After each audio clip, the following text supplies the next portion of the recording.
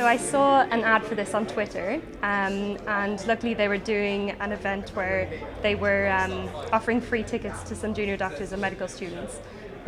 So I started following them. I'd been interested in the applications of AI to medicine for a while, specifically radiology, and I thought it would be a really good conference, but I thought it was prohibitively expensive. So this was actually perfect, and I've been so impressed. I'm so glad that I came here. Luckily I got to take some last minute study leave, and it's been super well organized. The catering in particular has been incredible, and I've never been to a concert with a cellist before.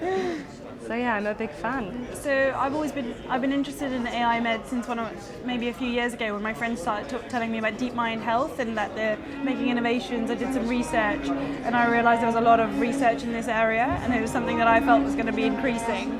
And then I just searched AI medicine every now and then. It just came out.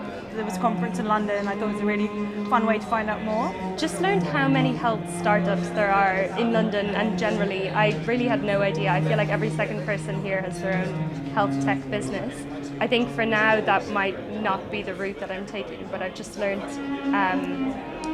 about all the options that there are out there. You don't have to stick with the prescribed training plan. You can kind of take it whatever way you want, and I'm excited to see where it's going to go in the future.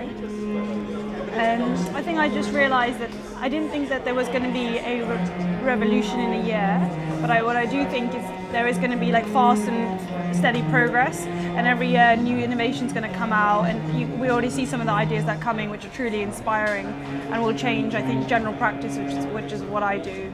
I think there's lots of things in general practice we do the same way we were doing 30 years ago, and I just think it can change. Like there's so much, like they were talking about urine dipsticks being read and then being straight put it onto a patient's record, and that causes a patient who's got a lot of stress 2 hours daily. So I think that this can be a positive. I think it kind of works both ways. I think we might have a bit more free time in that we don't have children and things like that to worry about, so we can spend the time coding and getting down to like the basics of the computer programming. But I think we don't have like the domain knowledge that the consultants, for example, here, and people with 10 or 20 years experience will have. But I mean, we have 40 years ahead of us in the NHS, so for sure that's either an advantage or a disadvantage. Maybe 50 years by the time we're allowed to retire. But yeah, I agree with it. I agree with Ashlyn. I just think that I think that there's going to be.